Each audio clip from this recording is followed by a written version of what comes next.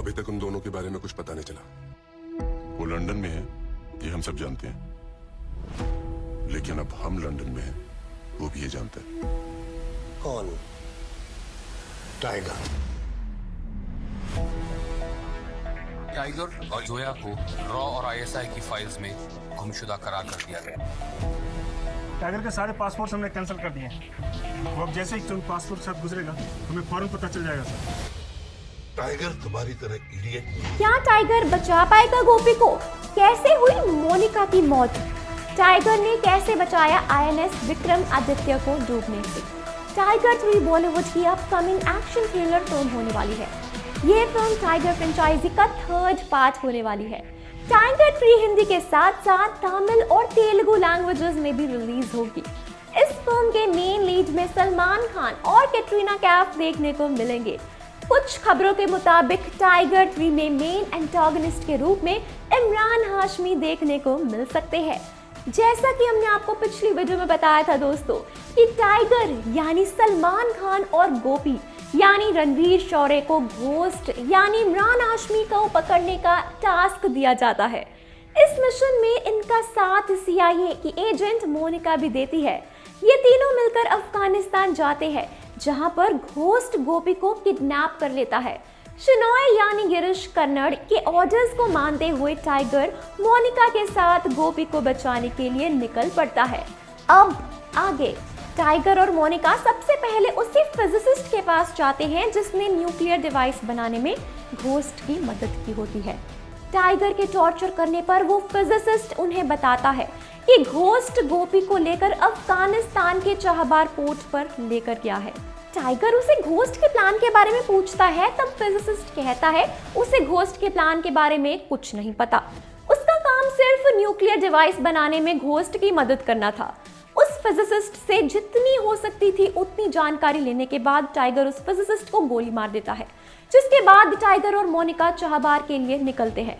दूसरी तरफ हम चाहबार पोर्ट पर घोस्ट को देखते हैं जो लगातार गोपी को टॉर्चर कर रहा होता है। टॉर्चर करते करते घोस्ट अपने प्लान के बारे में गोपी को बताने लगता है। घोस्ट बताता है कि उसका प्लान चाहबार पोर्ट के पास इंडियन ओशन में खड़े आईएनएस विक्रमादित्य की फ्लीट को ब्लास्ट करना है, जिससे इंडियन नेवी में इंस्टेबिलिटी पैदा हो सके। गोपी कहता है तुम अपने इरादों में कभी भी कामयाब नहीं हो पाओगे। इस बात से गुस्सा होकर घोस्ट गोपी के सर पर गन टांग देता है और उसे मारने वाला होता है, लेकिन तभी वहां पर टाइगर और मोनिका आ जाते हैं। वो दोनों मिलकर घोस्ट के आदमियों को एक एक करके मारने लगते हैं। देखते ही देखते वहां पर एक जबरदस्त गन फाइट होने लगती है। इसी दौरान घोस्ट न्यूक्लियर डिवाइस को एक्टिवेट कर देता है। टाइगर गोपी के पास पहुंचकर उसे छुड़ाने लगता है। तब गोपी कहता है कि घोस्ट के पीछे जाओ, क्योंकि अगर उसे नहीं रोका गया तो वो न्यूक्लियर डिवाइस ब्लास्ट कर देगा। हम देखते हैं कि टाइगर घोस्ट के पीछे जाने लगता है। तभी घोस्ट मोनिका को पकड़ लेता है और टाइगर को रुकने के लिए कहता है। मोनिका टाइगर से कहती है कि वो घोस्ट की बातों पर ध्यान ना दे और इतना कहकर वो खुद को शूट कर लेती है ताकि टाइगर घोस्ट को पकड़ सके। मोनिका की मौत से टाइगर थोड़ा शॉक हो जाता है, लेकिन फिर वो अपने आप को संभालता है और घोस्ट के पीछे जाता है। घोस्ट एक स्पीड बोट में न्यूक्लियर डिवाइस को लेकर आईएनएस विक्रमादित्य की तरफ बढ़ रहा होता है। टाइगर भी उसी बोट पर छलांग लगाता है। टाइगर और घोस्ट के बीच जबरदस्त लड़ाई होती है और ये लड़ाई काफी देर तक चलती है। घोस्ट टाइगर के ऊपर हावी होने लगता है। तभी टाइगर के हाथ में गन लगती है और वो लगातार 3 गोलियां घोस्ट के छाती पे मार देता है और घोस्ट बोट से सीधा नीचे समंदर में गिर जाता है।